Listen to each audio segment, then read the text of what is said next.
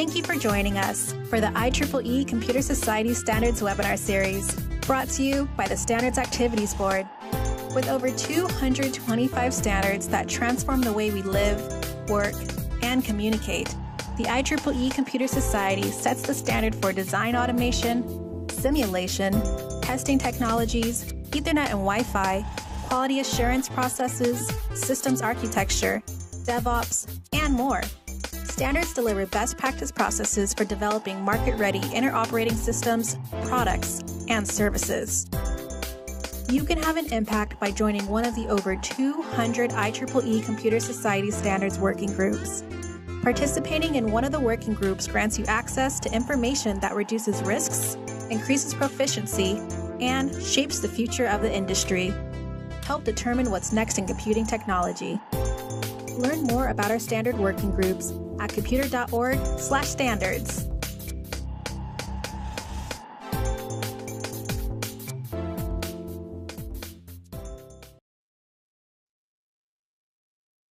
Okay, so thank you everyone. Thank you for joining us today and welcome to today's standard town hall meeting.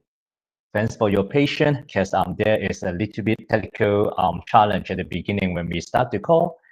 My name is Edward O, and I'm the Vice President for Standard Activities of the IEEE Computer Society. Before we get started, I would like to adjust some housekeeping items. This town hall meeting is being recorded. You can ask any questions in the Q&A box you see on your screen. Our speakers will answer as many questions as possible after the end of our presentations. When submitting a question, please reference the slide. A copy of the slide deck and the recorded town hall meeting will be emailed to you tentatively the next few days. Circling back to today's presentation, I am not sure how many of you may know about standards, but if it was not for industry standards, every engineer may be struggling to develop and implement new technology. Many of us who have worked in computing have had to reference one standard or another. As the industry moves quicker every year, the need to develop new standards in artificial intelligence, machine learning, metaverse, and digital twins, and more may become even more important. But how do these standards get created? Who come up with these standards? What are the hot topics in AI, machine learning, metaverse, and digital twins for standards?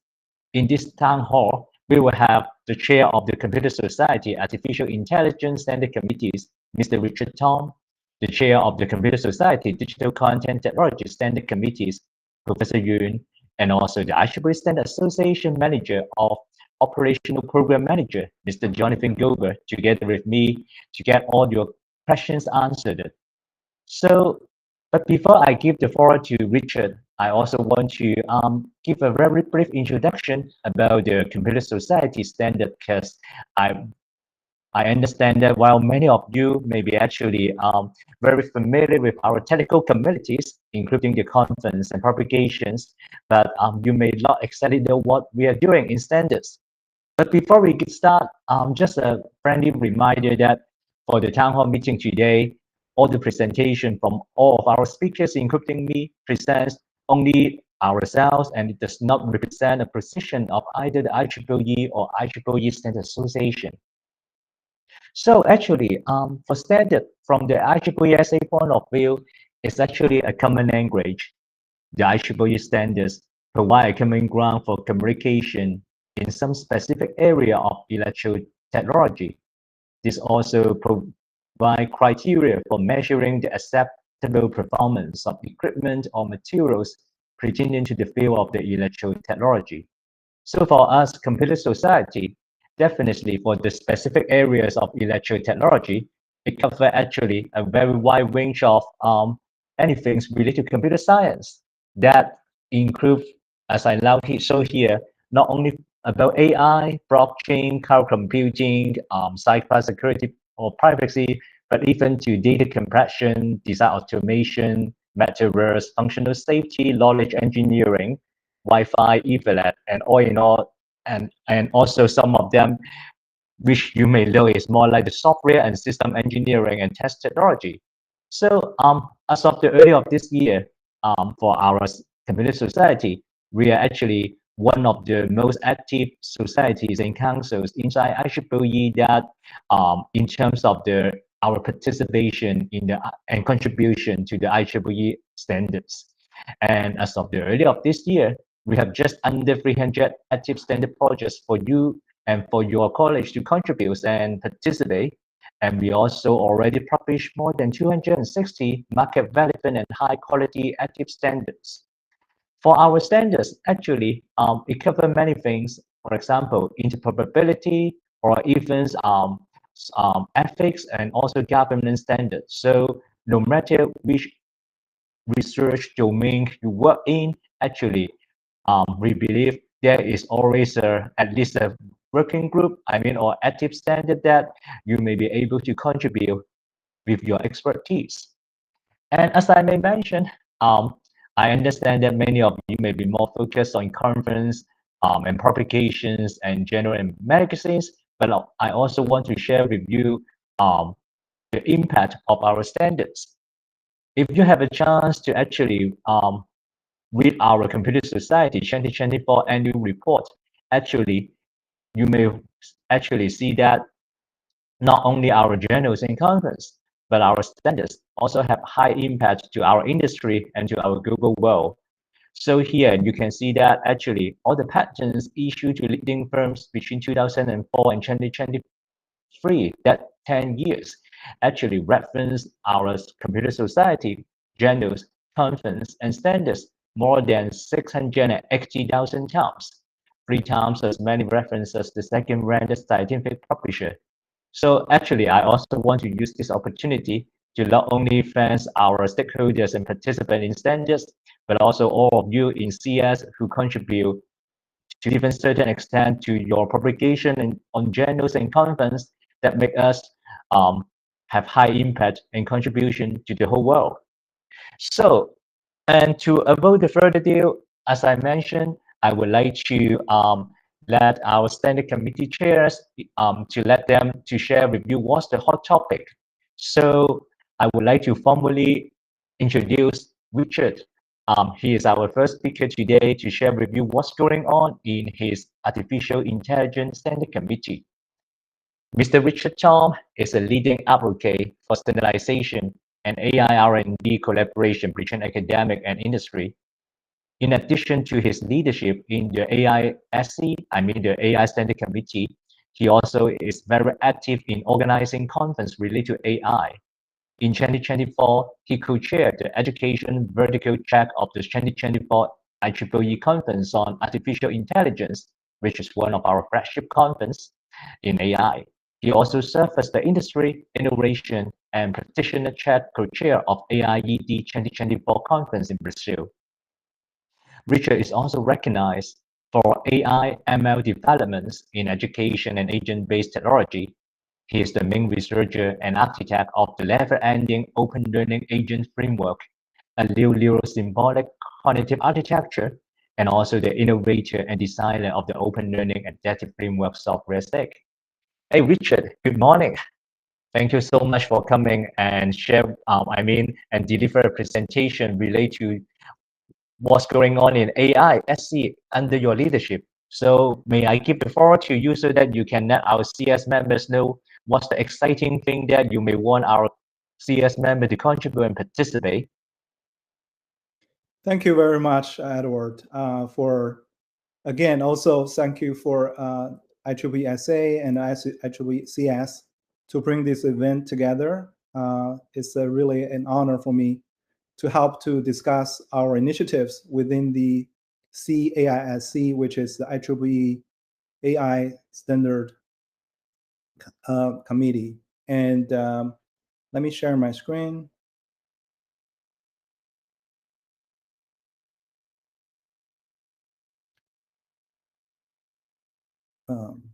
Okay, so can you see my screen? Okay, good. So basically, today we are going to actually have basically two parts of our agenda. One is that I want to introduce our committee and also our current portfolio. And also we want to talk a little bit about our strategy and roadmap for how do we advance the AI standardization. So in terms of the scope of our committee, we cover everything within the computer societies related to artificial intelligence. And the committee was established in 2020, and we're functionally very similar to the ISO IEC GTC1 SA42, which is ISO's AI standard committee. We're one of the fastest growing standard committee within IEEE. Currently, we have 59 active working groups. And our officers, including myself and Janine DeFaco and Randy Sopper, and our program manager is Christy Barn. So in terms of our areas or our portfolio, we actually, we have a lot of things. You know, when you see that 59 standards, that's not including the thing that we already published, and that's a lot. So we actually separate them into several buckets. A lot of these are coming very fast in the recent, I would say, the last 2 years since ChatGPT came on board. So there's a lot of things going on, but also we cover a lot of things even before that. So this is a kind of like a very rough map to discuss our portfolios. So you can see here we have three kind of like big areas, three big boxes, right? So one box is what we call the foundation standards, that including things like terminology, ontology, how do we define things, how do we define the basic evaluation structure, how do we evaluate a certain AI technology or AI area. And then the second area is related to policy and governance, things that we help the regulations as well as both for the general public regulation, but also within an organization. How do we govern the AI capabilities? How do we manage risk? How do we do licensing? How do we handle privacies and ethical things? And the big bucket on the right-hand side, those are kind of like more the technology and interoperability standard. The reason we call that interoperability is that these are the things that all the AI technology we're building, we want to standardize on so that they can work with each other in a hybrid and diverse ecosystem. So I'm not going to the details of each one of these standards, but you can see here are some of the highlights. I mean, this is the list of the current standard. We have both entity and individual working groups, pretty even in terms of the diversification. So on the foundation side, we have a lot of the evaluation standard you can see here, and also terminology and ontology standard that define things. And here is the policy and the governance project. Here are all the interoperability standards. And in the kind of like in terms of the strategy and roadmap, I want to go into a little bit of details and how do we handle this different type of standard. And here, I think we want to talk a little bit of our vision for the future of the AI, especially from a standardization point of view. So we have, I would say, these general missions or visions. One is that we want to play a role in the ecosystem integration. So basically, we want seamless collaboration among agents, foundation models, and sector-specific AI applications. So those are really covered by most of the technology and interoperability standards. The second one is that we want to take governance leadership, not in terms of regulating this type of stuff, but providing information as well as framework so that we can define the global AI governance standard and promote AI for the benefit of humanity in an efficient way, and also allows the community to trust the AI capabilities and applications that are built by our members and the constituents who are using these standards. And so the third part is that kind of like encompassing both of these. One, we want to enable innovation. So we want to create standards that are efficient and also relevant to advance AI, at the same time protect our members as well as the public from unnecessary burdens and the compliance issues, so that they have clarity when they're developing something, both in terms of efficiency and also in terms of compliance and governance. So our unique advantage from the AISC's point of view is that we have a strong technical expertise. We have a global network of experts from academia and industry that are contributing to these cutting edge technologies and enabling them to be used widely in also a very consistent and scalable way. And also we have a very unique position, is that we are bridging kind of like the developed and the developing nations, right? So we have people from the developing world and also from the developed world, and we are in the position to really bridge a lot of the gaps between the diverse need from different type of industries and different type of geographies and different type of developmental stage. And also we are very strong in terms of our industry advocacy, unlike like ISO or some of the other like ITU, who are mostly government sponsored or support the governance side of things. We have a very strong industry constituents, and also we represent a very diverse stakeholder needs effectively. So in terms of our strategic threat, and definitely, I think we definitely don't want to diminish the foundation part of it in terms of evaluation, definition, and terminology, and so on.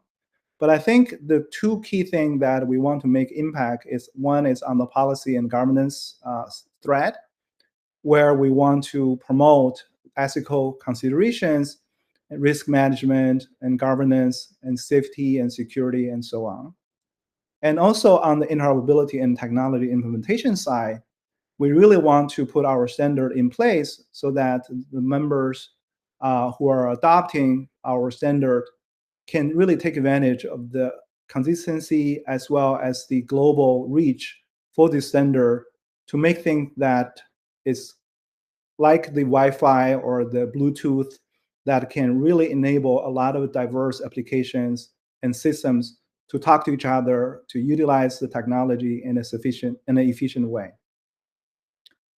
So the key goals for the policy thread is that we want to help to promote a framework that is simple, consistent, and also easy to be implemented, to help complement the standard and regulations that are out there. For example, like the AI risk standard, and also the things we want to really do is to help to balance between the innovation and regulation. So we want to bridge the gap and enable mutually beneficial deployment and development of AI among the government and also AI companies, and also to help with the advocacy in a very dynamic global environment. We definitely want to drive collaboration between the industry and the governance, so that the burden of the burden of regulation and governance are shared, and also it's not kind of like favoring one way or the other. And on the policy side, I want to kind of like make it one example. There are standards that we already published, like an explainable AI standard and AI governance and evaluations. But several of the ongoing standard projects that are speaks to some of that. For example, the P3396, which is the risk framework for standard, and also like a 3417, which is the differential privacy requirement for AI applications, and 3445, like the privacy engineering maturity model. So a lot of this work that we're building is going to help us to define things in a way that is make it easier to implement. So one example is the risk definition that come from the EU AI Act. And this is some type of the standard that we found sometimes that need help, right? Or need some complementary framework to help. So this is the AI risk definition from the EU standard or the EU Act, which is actually a law. And they define the standard in 4 levels: unacceptable risk, high risk, limited risk, and minimum risk. And each one are corresponding to actually define the compliance requirement as well as the governance that is required. And the way that they define that, though, is application specific.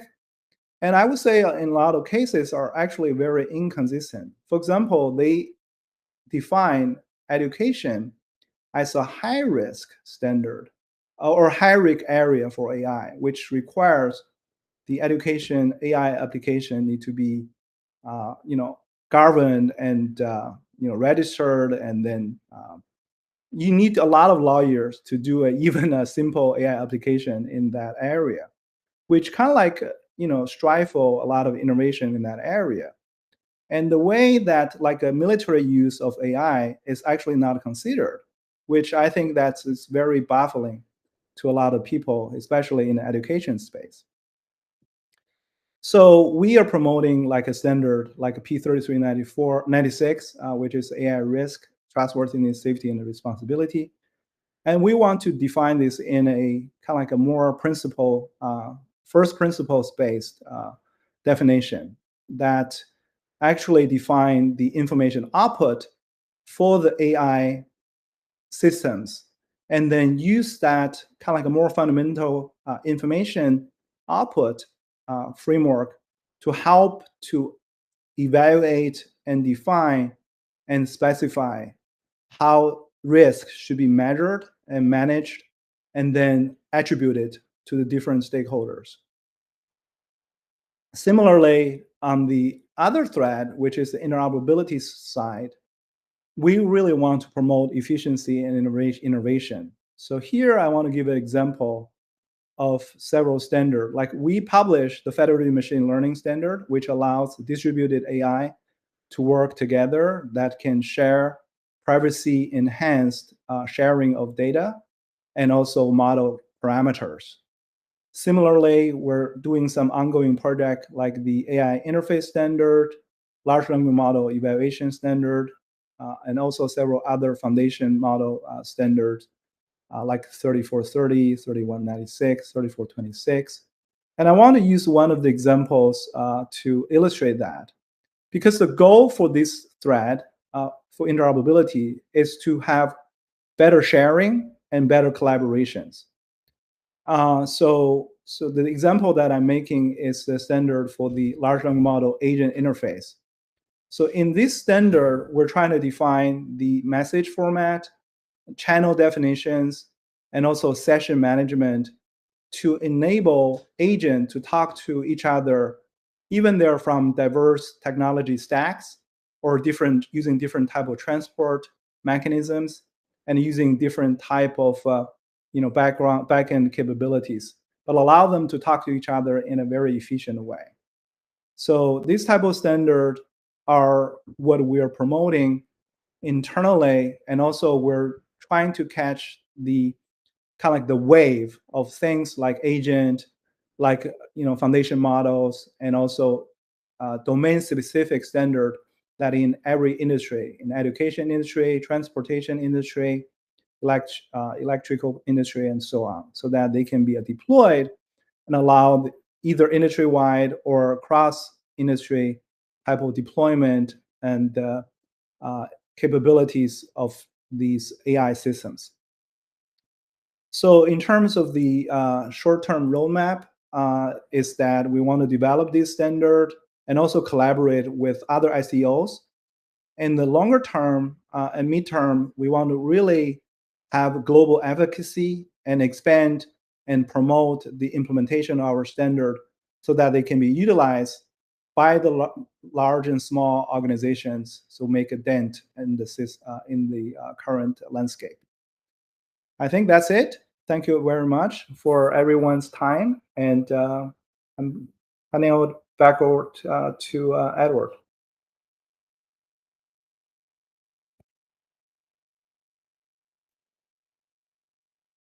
As I may mention at the beginning, we will answer all the questions after the end of the presentations. Please feel free to add your questions in the chat Q&A chat box so that we will answer accordingly. And then now I would like to give the floor to Professor Yoon. Our second speaker, Professor Yoon, as you may know, he is the chair of the Computer Society Digital Content Technology Standard Committee.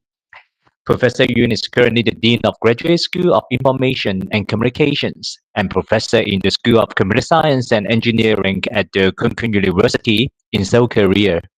His research interests include multimedia information analysis and retrieval, as well as related multimedia applications. Professor Yoon, good evening. Thank you so much for coming and share with our CS members about what's going on in your new standard committees on Metaverse. Please, you have the floor. Thank you so much, and we are excited to hear your presentation.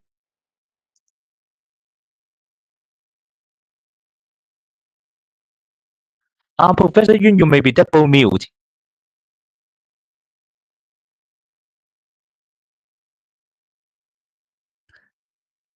We may not. Now it's good, and I can see your presentation also. Thank you so much. Okay, thank you very much for the good introduction. Hello, my name is Kyoungro Yoon, and I'm currently chairing IEEE SA Computer Society Digital Content Technology Standard Committee, and also chairing 2888 working group, which is the working group titled Interfacing Cyber and Physical World. So let me introduce what DCTSC is and give more details on this 2888 working group. So in terms of the Digital Content Technology Standards Committee, our scope is to develop and maintain standards, recommended practices and guides in all aspects of the digital content ecosystem within the field of interest of computer society. So we are strictly under the interest of the computer society, and we facilitate the development and use of the standards-based choices by digital content participants in areas such as generation, representation, interaction, and service of digital content. So by this sentence, we mean we are trying to cover all the aspects of the digital content ecosystem. And this digital content that we say includes games, digital twins, metaverse, and virtual or mixed or augmented and extended reality. So the focus of this digital content technology standard committee at this moment is dealing with the metaverse or extended reality or digital twins. So we are like more interested in interfacing cyber and physical world or real world and virtual world.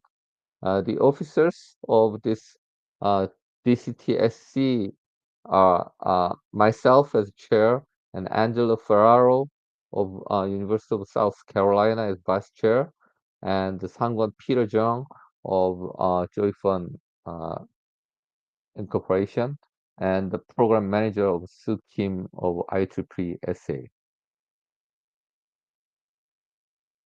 This is the homepage of Digital Content Technology Standards Committee.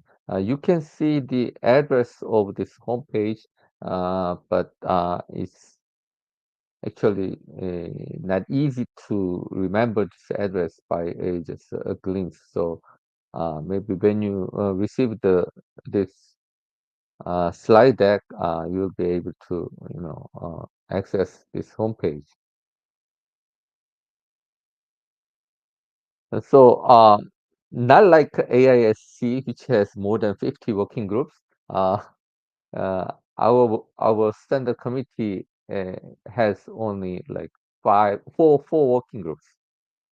First one is 2888 Interfacing Cyber and Physical World Working Group, chaired by myself, and 3079 Human Factors for Immersive Content Working Group, chaired by Dr. Pomner Lee, and 3333.1 Standard for the Quality Assessment of Three-Dimensional Displays, 3D Contents, and 3D Devices based on Human Factors, chaired by Professor Kang Lee. And the last one, but not the least, 3422 Metaverse Working Group, chaired by Professor Ming Lee. And let me talk a little bit more about 2888 Working Group. We have already published 5 standards. This working group 2888 started at the end of 2019, and it has been like almost 6 years. And we published our first standard at the end of year 2023. And the first one is 2888.1, which is the standard for specification of sensor interface for cyber and physical world. And 2888.2 is standard for actuator interface for cyber and physical world. And 2888.3 is standard on orchestration of digital synchronization between cyber and physical world. And the 2888.4 is standard for architecture for virtual reality disaster response training system with 6 degrees of freedom. And the 2888.5 is the standard for virtual training system evaluation method. Some people think how these standards are organized or how they are dealt within a single working group titled interfacing cyber and physical world. And actually, the first two standards, 2888.1 and .2, they provide an interface to the physical world, between physical world and the cyber world, uh, by providing standardized interface for the sensors and actuators.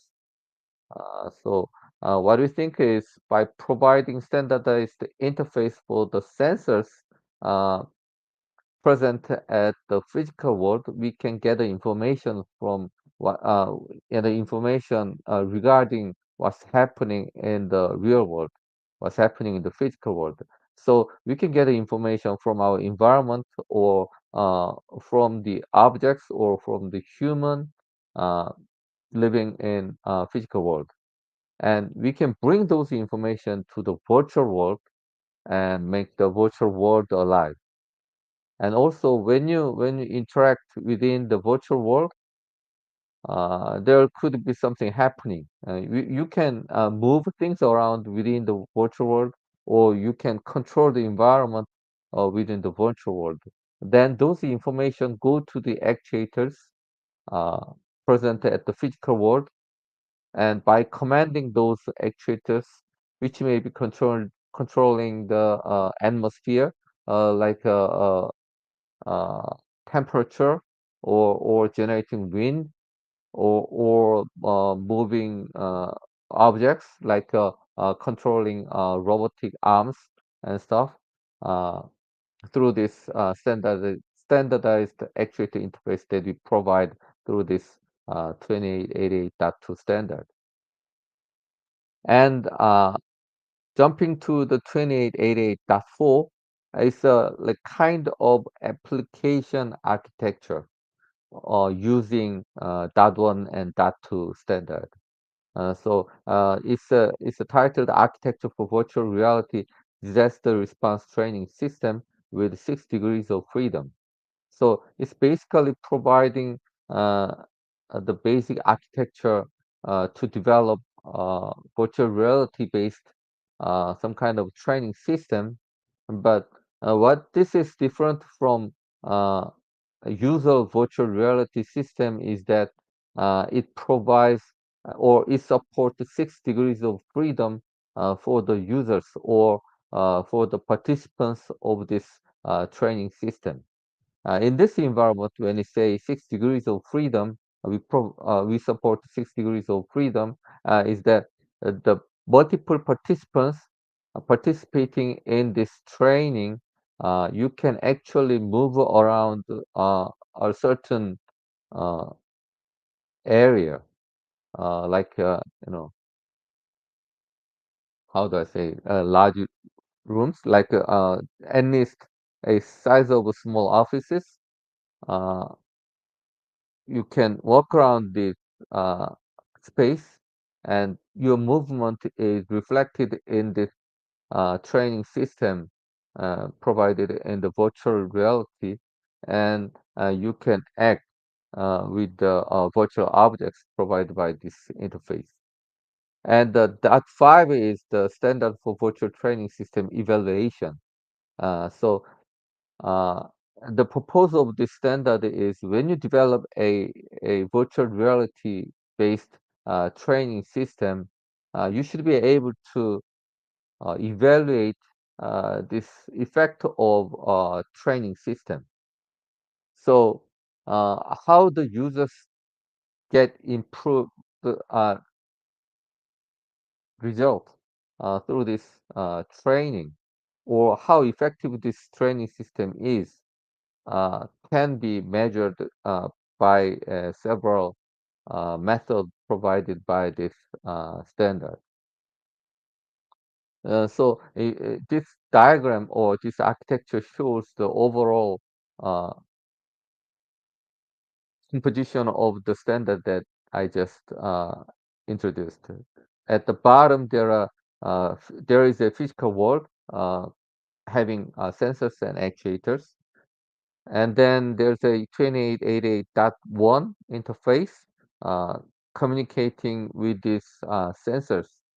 So they receive sensor data from the sensors in the physical world, bringing it up to the cyber world through the interface. And you can also get the sensor capability so that you can fine tune the sensed data so that you can have more realistic manipulation of the virtual world. And 2888.2 through this interface you can command actuators so that what you are intending or what you are doing in the virtual world can be reflected in the real world through these actuators. And I skipped introducing 2888.3.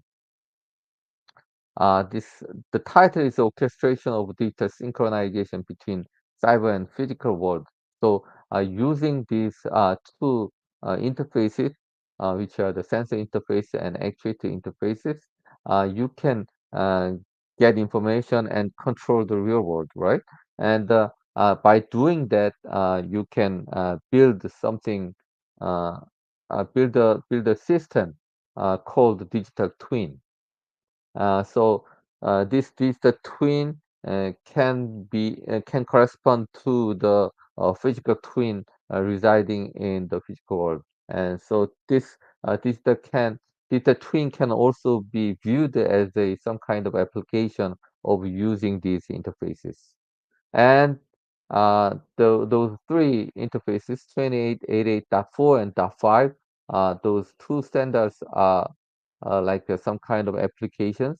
Those applications can include VR applications, digital twin systems, metaverse, and games, and so on. 2888.6 is not published yet, but it's dealing with the uh, uh, holographic visualization. We see these holograms as some kind of interface, visual interface between cyber and physical world. So currently, we are having like 5 active projects. First one is some kind of amendment to the first project, and what we are trying to provide a binary representation of data formats, so that the communication can be more effective. And the second one is also a amendment for the binary representation of data formats, or command formats for the actuators. And the 2888.5a is amendment for the standard for virtual training system evaluation method, uh, it, and it deals with more specific description of a physiological evaluation method.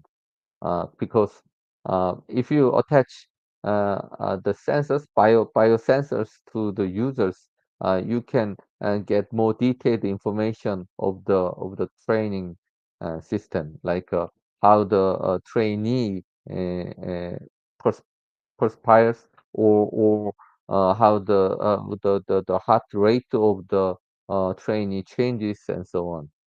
And 2888.7 is a new standard that we just started, and it's providing the architecture of a digital twin system for carbon emission management. And we are actually having physical meetings 3 times a year.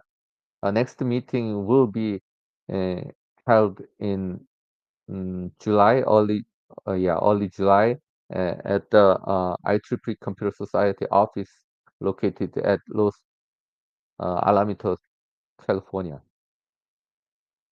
And these are the meeting schedules that we have. We are going to have on October, we are going to have the physical meeting at Ho Chi Minh University in Ho Chi Minh City, Vietnam. And next year in 2026, we are also going to have 3 meetings. In February, we are going to meet at the Keio University in Tokyo, Japan. And in July, we try to meet at the Sofia of Republic of Bulgaria. And October, we are going to meet at Yeosu city in Korea.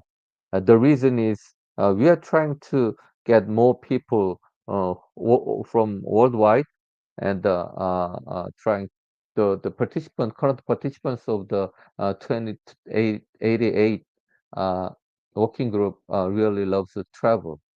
So, if you're interested in these topics and also love travel, welcome to join us.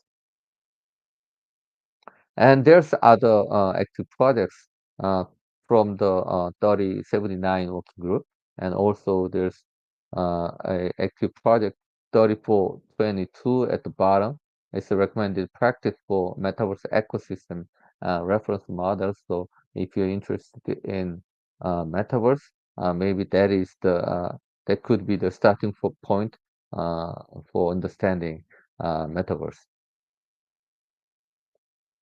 Okay, thank you very much. And I turn my control to Edward.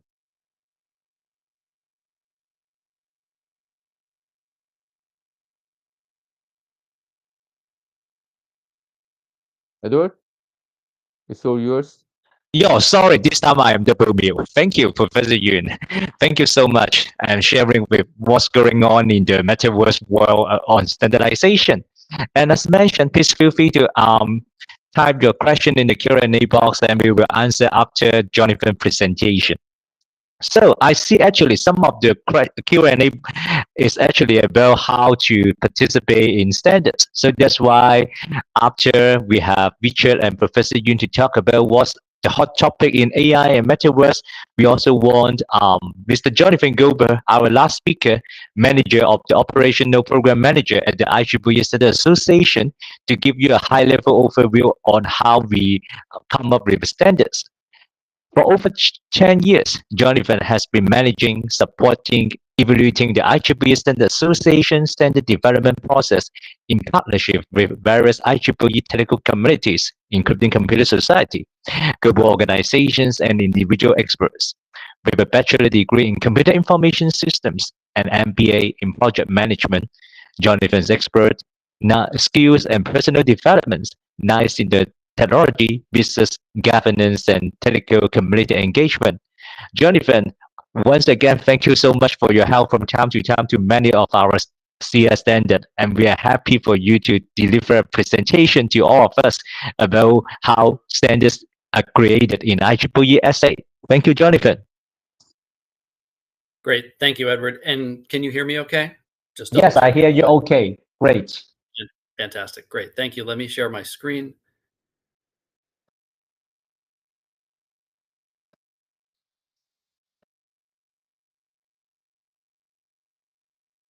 Great. Thank you very much for that introduction, Edward. I appreciate it. And full disclosure, I'm also the program manager for the Computer Society Standards Activities Board Standards Committee that Edward Au is the chair of. So thank you for the invitation, Edward. Thank you all for attending. What I'd like to do, and I think I have about 10 minutes to go through my entire presentation, and I'll do my best to shoot for that 11 a.m. Eastern time so we can have time for Q&A.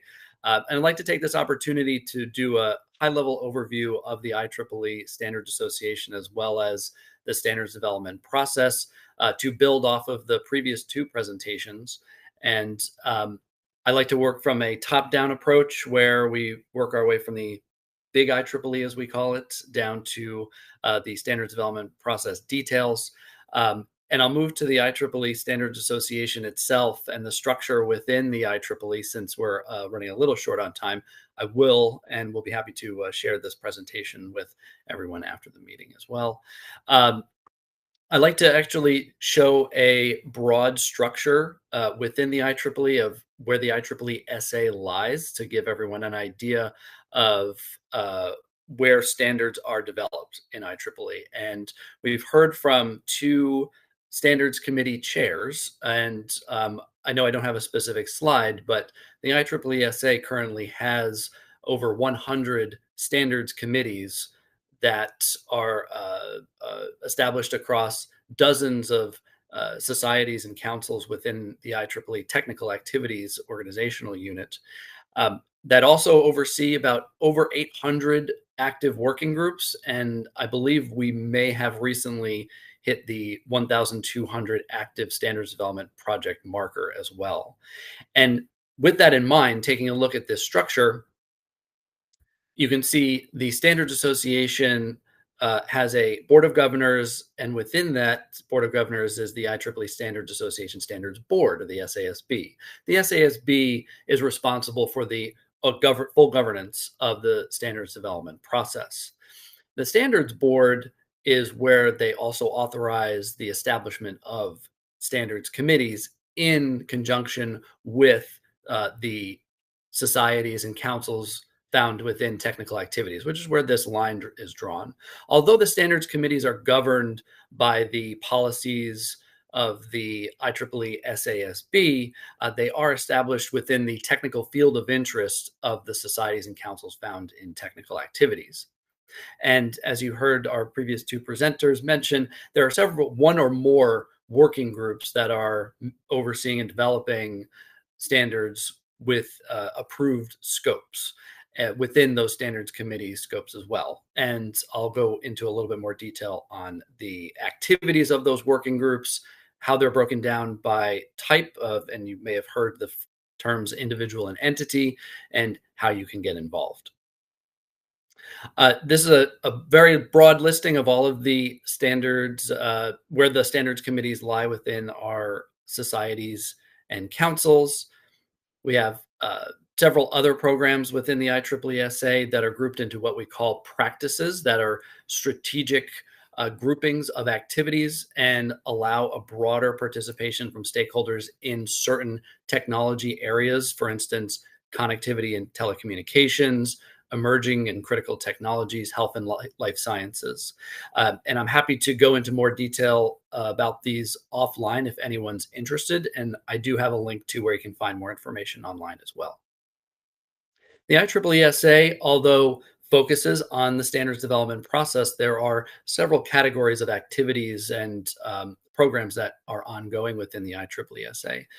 Developing standards is one, but we also have programs such as Industry Connections, which is what we like to classify as a market incubation space, which allows a more flexible participation model, allowing individuals to come together to develop potential technical reports, roadmaps, but may also lead to standardization efforts as well. We also have conformity and certification assessment projects and products available. We have an open source platform that's available to that anyone can access and use, but there is a standards development component to that's available as well. And I think building off of some of the activities that Richard mentioned earlier, we also do have a policy engagement group within the IEEE SA that works with government agencies on policy development, and we have a newly formed technology policy collaborative for more general coordination on policy within the IEEE. And I'll move through a couple of these slides as well, since these are more on the pre-PAR activities I mentioned before, or pre-standardization activities. Again, happy to answer those separately. I would like to get into the standards development process overview for you, so you can have an idea of what the life cycle of a standards development project within IEEE looks like.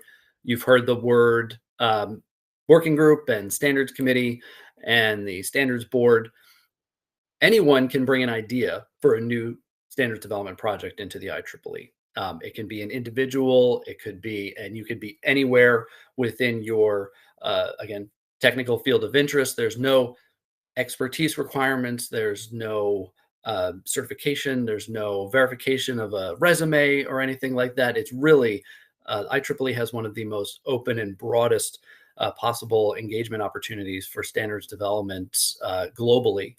And everything starts with that new idea, and then it's brought forward to the IEEE in a project authorization request, or a PAR, which is both procedurally approved by the standards board, as we mentioned before, but then also reviewed and accepted by a standards committee, as we've heard as well earlier, from a technical perspective. So with those authorizations from the technical and procedural side, or governance side, a new standards development project is active for 4 years by default. It can be extended, but within that 4 years, the initial expectation is that the working group comes together, develops a draft standard, reaches consensus, moves to the broader consensus process that's within the IEEE called the SA ballot, as well as a parallel public review process.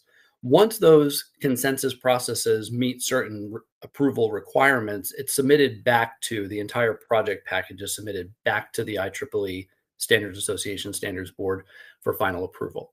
So once the Standards Board approves a standard, it has a default lifespan of 10 years. And within that 10 years, the project either needs to be fully revised and go back through this same consensus process, or it's moved into an inactive reserve state. And I do have up here, hovering above the whole process, is a conformance assessment program. As I mentioned, within the portfolio of programs we have, the working group can choose to also establish either a parallel or supplemental process within the IEEE to develop a conformance or certification program for that standard. There are 3 different kinds of standards within the IEEE. Standards, which describe mandatory requirements; recommended practices, which describe a preferred position by the working group. The working group is the definitive owner of the development of the draft, and so that's where the technical expertise and contributions are made and determined. And then the guide is a document that describes alternative approaches. There may be more than one way to implement a technology, or multiple technologies that lend to the scope of the project. And we've also heard these terms previously, the individual versus entity method. The individual method, which makes up probably about 80%, that might be decreasing now, might be maybe 75% almost, of individuals, where the working group allows anyone that's interested to participate and contribute. There are no participation constraints. Whereas in the entity method, the working group is comprised of representatives from IEEE SA entity members. Organizations such as universities or governments or NGOs, I should say, and other organizational requirements that are met have to pay a fee on an annual basis to be an IEEE member, and then they send representatives into the working group to make the technical contributions and represent the position of that organization. I'm going to go past this detail on the development of a new standards development project, but you heard a lot about the scope and mainly the titles of some of the work that's in progress from the previous presentations. This is all of the requirements and material that had to go into each one of those projects and to establish them, and also move through the process of establishing the officers and participants and building a fully functional working group. And I also have included here the 6 stages or phases of the standards development process. There's a lot of really helpful links to the IEEE SA website here, depending on where a standards development project is in its life cycle. You may find each one of these stages or phases very helpful in how you participate as an individual or a representative of an organization. And the IEEE also provides several tools to the working groups and the standards committees to help facilitate the standards development process. We try to provide these to make the both virtual or in-person meetings as seamless as possible, where we offer a public website, a WebEx account for meeting virtually, a document repository, as well as email distribution lists. And lastly, just a word on the role of the IEEE SA program manager. Such as myself, we really work to coordinate the work of the working groups and the standards committees within the IEEE, within the IEEE SA, providing really a position as a trusted partner and advisor to support a positive outcome for the standards development project. All the tools support the procedural and governance aspects of the standards development process. We think of ourselves as that connection point for all the participants and the communities that we interact with. So I'd like to thank you all for your time. I appreciate it. And I'd like to turn it back over to you, Edward. Thank you again. Thank you so much, Jonathan. So now we will do the Q&A, because this is the town hall. You can ask any question as possible, because this is the way that we have 2 standard experts and also our SA program manager to answer any of your questions relating to our IEEE CS standards and also IEEE SA. So I actually see a few questions saying that will this town hall be recorded? Yes, definitely. Actually, as I may mention at the beginning, we will share with you all the materials through an email in the next few days, and that email contains all the presentations we delivered today and also the recorded town hall. Okay, so I have a question from Andy. Richard, the question may be more to you. How do these initiatives overlap with industry-driven efforts like MCP? Richard, do you want to answer? You may be double mute. Hello. Yes. Well, this is actually a good question. It's very relevant. Let me actually show my screen. Just actually, we just had a presentation this today. And can you see my screen? Not yet. Now I can see that. Okay. So let me pop it up. Okay, hold on. So the question is related to the MCP, and also there's a new standard called A2A, just by Google, that was announced yesterday, right? So if you think about our standard, how does our standard work with this existing standard? You can see here, right? So you can see I don't know whether the screen is large enough, but let me make it a little bit larger.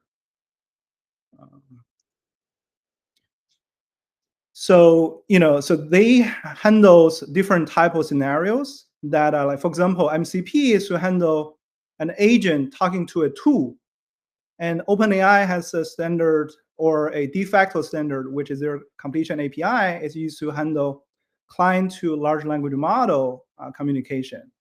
And Google just announced agent-to-agent A2A protocol yesterday, which is standardizing on communication semantic for a client agent and a server agent handling tasks. Right? So all these type of things are in the framework, right? If you look at our standard stuff here, you can see that we are defining like agent to talking to agent, and agent can talk to agent using different type of channels, right? So the channel is our way of defining the transport or the communication implementation using the universal message that we're trying to do. So in this case, MCP handles like a tool and agent communication. So if an agent is serving as a tool, then you will use MCP channel within our standard. And if you're talking to another one, say using the OpenAI completion API, then to handle like a large language model agent itself, and then you will use that as a channel definition. But then you can then all communicating through the universal message and the channel-to-channel interface, so that you can have a very complicated or a very simple session that manage all these communications. I hope that answered a little bit of your question. So. Okay, great. Thank you so much, Richard. Perhaps you are now in the forest, so let me also ask you questions about share with you those audience questions related to AI. The next one, we are happy actually the member at large of the IEEE Future Direction Committee AI Coalition. He is now on the call, and he actually asked a question. Can you tell about AI agentic recent trends? Yeah, well, so agentic is definitely the new way, right? Because agentic is really redefining the workflow as well as how we are communicating among systems. So I think there are two big things that is going to happen.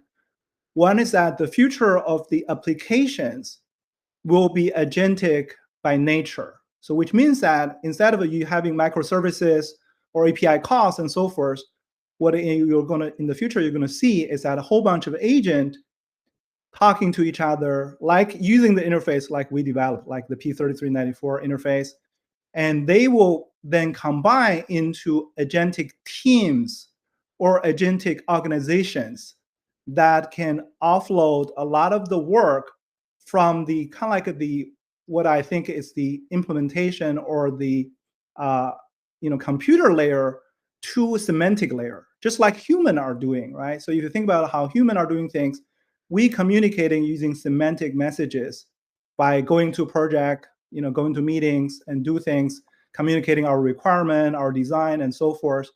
In the future, in the past, like how we're communicating with the AI systems or computer system is through API calls or writing code directly.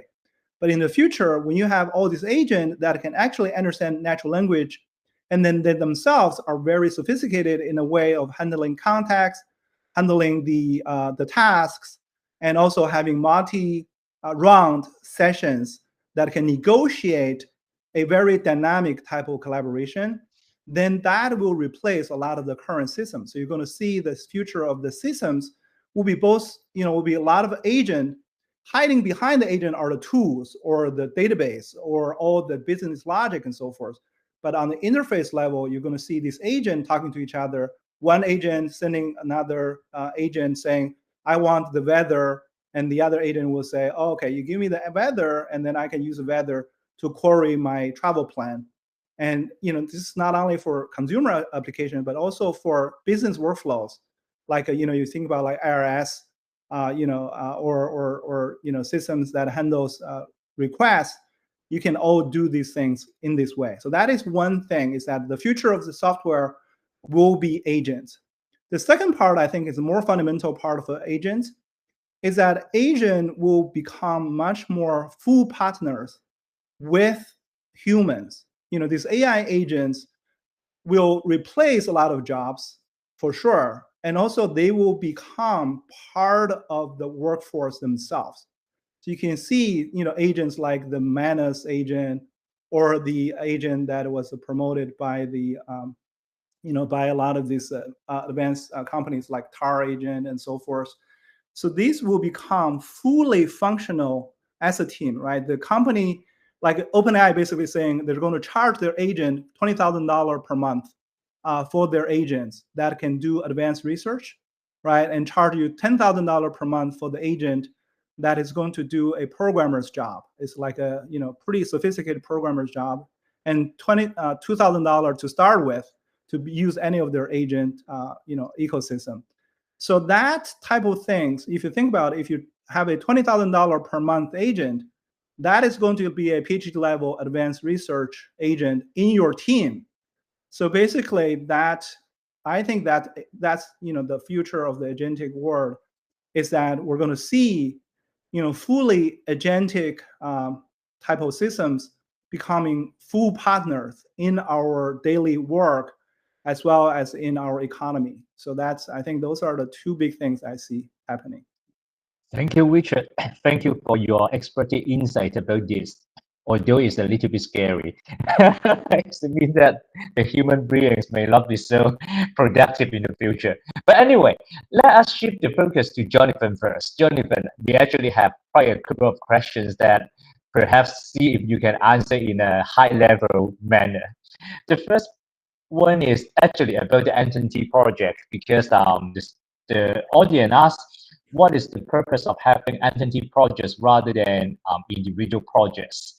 From his point of view, maybe it's closed, but although it may not be the case, because we actually follow the open deal process. And actually, before Jonathan step in, I just want to also mention that in our computer society, we not only have many individual-based projects, we also have entity-based projects that actually suit different market needs. And actually, one of our standard committee recently is awarded by IEEE SA for the contribution to the entity-based development. And Jonathan, please go ahead for this important question for clarification. Sure, absolutely. It's a great question. Thank you, Edward.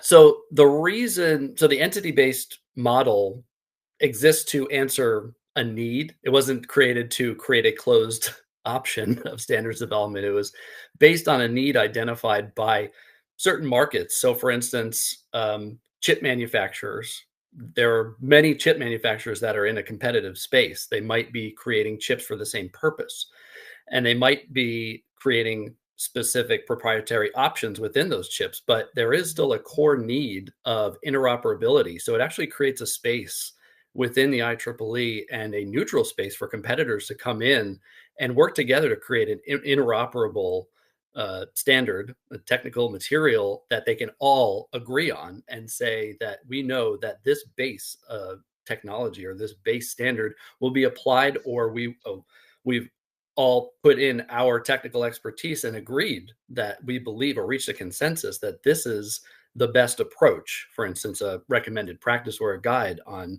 implementing certain technologies. And so it creates actually an interoperable medium for all of these, what would be competitors out in the markets, to come together and develop a standard for them to all focus on together. They can go out and create products based on their own technologies, but they come together to answer that need. So I just rephrased it a little bit. So it's not necessarily to create a closed system, it's to answer a need by those markets. Whereas there are actually several opportunities for individuals to potentially participate in that entity-based process. We now have the opportunity for any individual, although they might not be representatives of an IEEE SA entity member, as long as they are affiliated with an organization, they can attend entity-based working group meetings as an observer.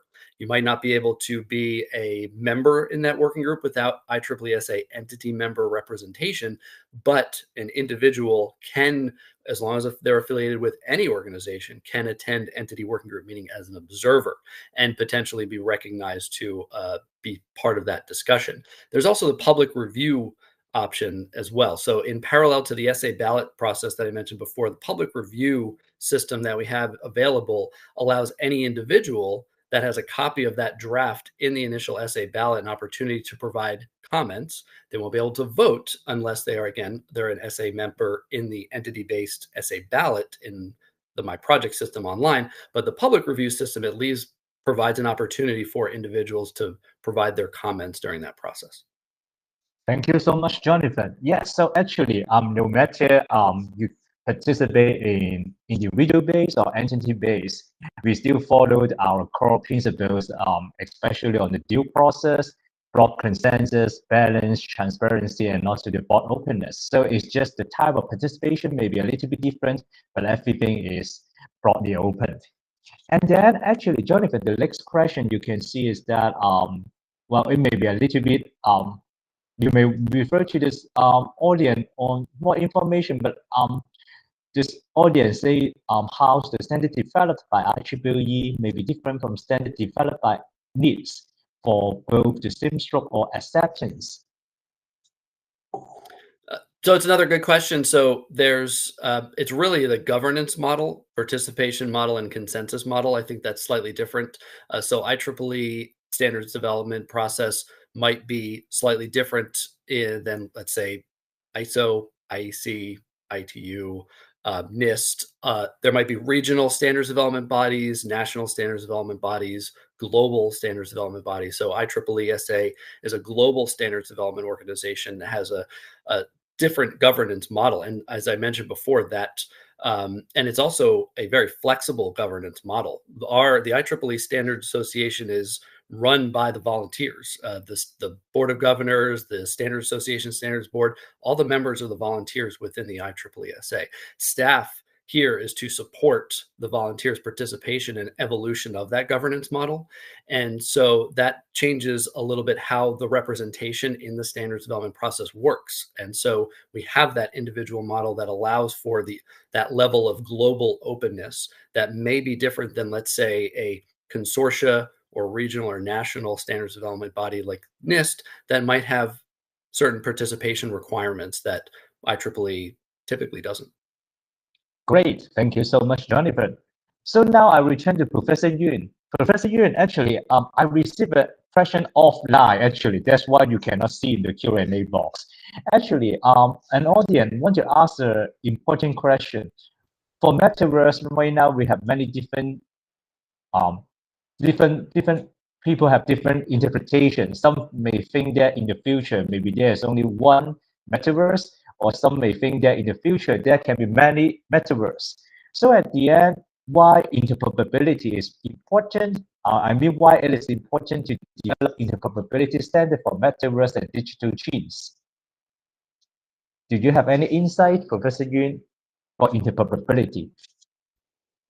Yeah, actually, this is night in Korea, and this morning I had a chance to talk to the Korean government official regarding exactly that issue. Mm-hmm. So the official she asked why is the definition of the metaverse is so diverse, and why all the people think different kind of metaverse. And the other one is, when we have all the different kind of metaverse, how do they operate together, or the interoperability issue. And I think in the near future, all the interface that we are communicating communicating with the internet could be something like a metaverse.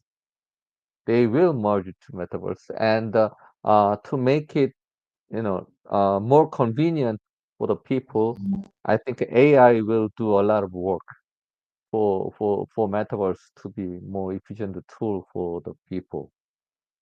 And there will be there are many different uh, web browsers currently. We are going to have many different metaverse, but somehow there will be uh, interoperable interface, or standardized APIs, so that all the different metaverses can communicate to each other, and the users can seamlessly navigate from a certain metaverse to different metaverse. Actually, that is That is what we are trying to achieve at this moment. Try to provide a standard for the metaverse platforms and standard to uh, standards to provide APIs so that all the heterogeneous metaverse can interoperable. Yes. Okay, great. Thank you so much, Professor Yoon, for your You're insight. welcome. So we already see that it's already past our the end of the webinar already. So thank you for all the questions, but we actually need to conclude the webinar.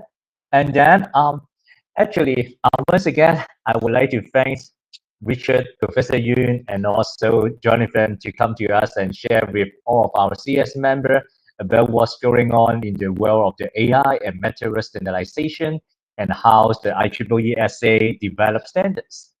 And actually, you can be part of our communities.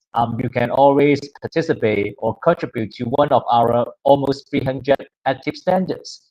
And you can refer to our official website in the Computer Society website for more information. And actually, just a quick programming notes. Next week on Thursday, April 17th, we also have another standard webinar, which is the future of Web 3.0, which is another emerging topic that you may be interested to know, and it's also partially related to blockchain and metaverse. And we will have the chair of the blockchain and distributed ledger standing committee, Dr. Ming Lee, to share with you his personal thought about Web 3.0. Anyway, once again, thank you so much for your participations, and thank you for all of our IEEE Computer Society staff team to support these webinars, and thank you all of you, the active participants here, for coming to us and also for a lively Q&A discussion. And I hope you have a great rest of your day and your week. Thank you. And the town hall meeting is now adjourned. Thank you so much. Thank you very much. Thank you, everyone. Thank you. Thank you, guys.